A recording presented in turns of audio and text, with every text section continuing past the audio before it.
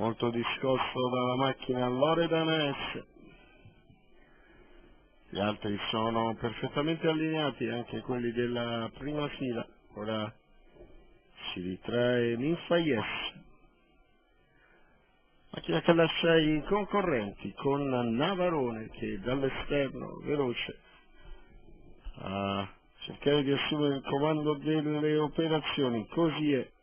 Ha sbagliato il numero 6 Nilo Azzurro, Navarone che è al comando, sbaglia anche Oscuro P, sbaglia anche il numero 7 Nelson Capare, così Navarone si ritrova ampiamente leader con 3 lunghezze di margine nei confronti del resto della compagnia. 400 in 29,4, Navarone al comando nei confronti di Naya Jet che ora avanza per linee esterne. Si è creata una bella frattura tra i primi 6 e il resto del gruppo. Seconda posizione alla corda per Nikita Valley, poi a seguire anche Marcos Mack. 44,5 per i 600 di corsa da parte del leader Navarone. Intanto si fa vedere sempre al suo esterno Nisa Jet, gli 800 in un minuto scarso. C'è la squalifica per il numero 9 Mr. Chucky Font, davanti comunque sempre Navarone al chilometro che viene passato in un veloce 1:15,6. Adesso per linee esterne cerca di farsi vedere il numero 4 di Niemeyer CR che va sotto all'attacco di Navarone all'imbocco della piegata conclusiva.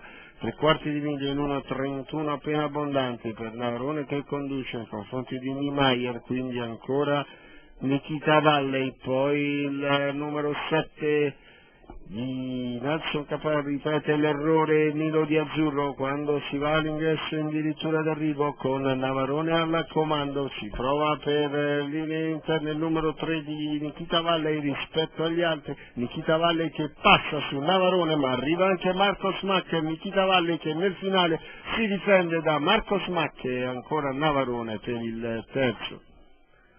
2-3 appena abbondanti per la vittoria di Nikita Valley e Anna Luongo. 5,64 la quota al totalizzatore. Possiamo andare anche a rivedere le immagini con il successo della figlia di Metalloid che viene a concludere per i colori proprio della scuderia Metalloid.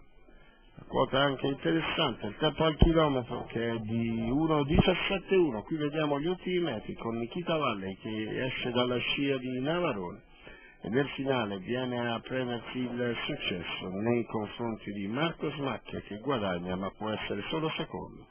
Quindi 3 per il primo, 8 per il secondo, 5 per il terzo. Questo è l'ordine di arrivo provvisorio di questa terza di Tour di Valle.